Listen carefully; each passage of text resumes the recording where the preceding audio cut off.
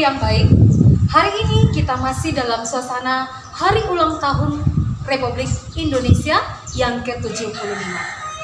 Sekarang kita akan mengikuti materi IPA Biologi yang akan dibawakan oleh Ibu Marta Sarah SPD. Materi ini seharusnya ditayangkan pada hari Kamis tanggal 20 Agustus 2020. Tetapi karena bertepatan dengan Hari Raya Tahun Baru Hijriah, maka penayangan materi ini diundur pada hari Jumat tanggal 21 Agustus 2020. Selamat belajar, tetap semangat. Materi yang terakhir untuk bab 4 adalah proses respirasi dan fotosintesis pada tumbuhan. Tujuan pembelajaran kita mendeskripsikan proses respirasi pada tumbuhan. Yang kedua, kita akan mengidentifikasi proses fotosintesis pada tumbuhan. Kita mulai dengan respirasi pada tumbuhan yang terjadi melalui dua tahapan.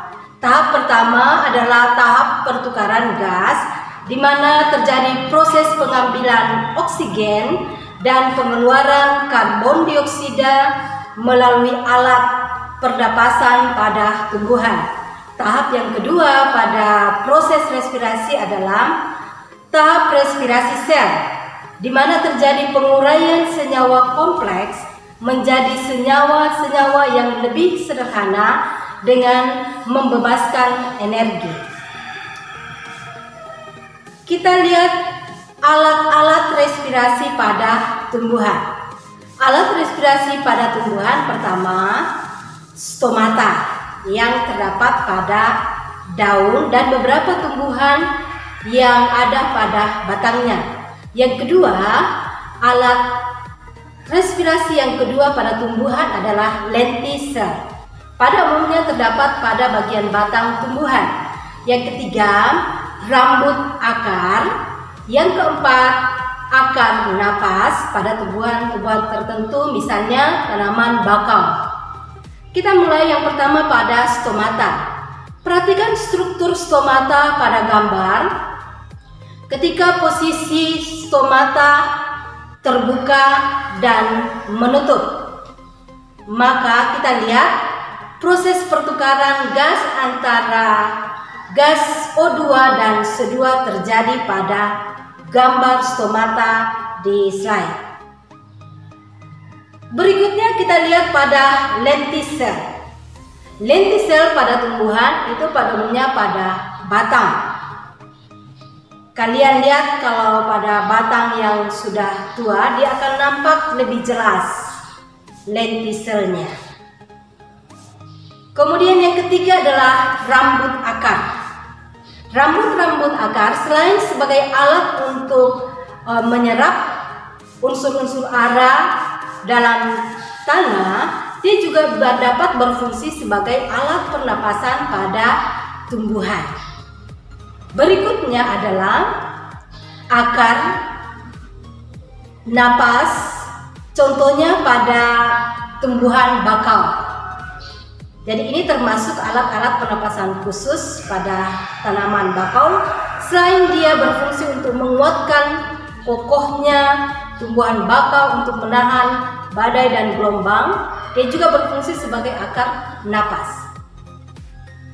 Kita akan melihat proses pertukaran gas pada tumbuhan, yaitu berlangsung secara difusi, di mana terjadi perpindahan zat dari daerah yang konsentrasi lebih tinggi ke konsentrasi yang lebih rendah. Dimulai dari ruang antar sel, kemudian masuk ke dalam dinding sel, kemudian melalui membran sel, unsur hara atau gas atau air itu akan masuk ke dalam sel. Selanjutnya kita lihat proses respirasi.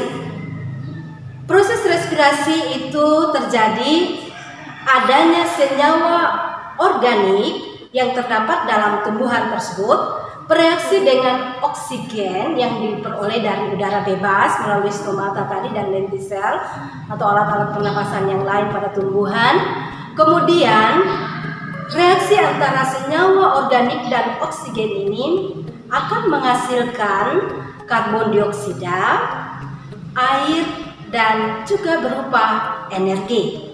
Kalian perhatikan untuk senyawa organik ini rumus kimianya adalah C6H12O6, sedangkan rumus kimia untuk oksigen adalah O2 akan menghasilkan H2O atau air, kemudian CO2 karbon dioksida dan energi. Kemudian kita lanjut dengan proses fotosintesis. Tentunya pasti kalian akan ingat bahwa proses fotosintesis itu akan menghasilkan makanan, oksigen, dan juga berupa energi. Bagaimana dia bisa terjadi? Itu terjadi pada daun, di mana pada daun yang terdapat klorofil akan menyerap energi matahari.